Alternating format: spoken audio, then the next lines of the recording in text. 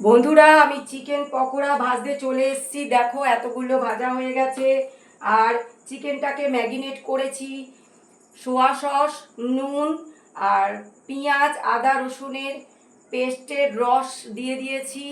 আর দিয়ে দিয়েছি একটু গরম মশলা, একটু কাশ্মীরি মির্চ দিয়ে ম্যারিনেট করে রেখে দিয়েছিলাম। আর এটা হচ্ছে অ্যারারুট আর ডিমকে ভালো করে ফেটে নিয়েছি। এরপরে বন্ধুরা, কড়ায় তেল গরম হচ্ছে, দিয়ে দিলাম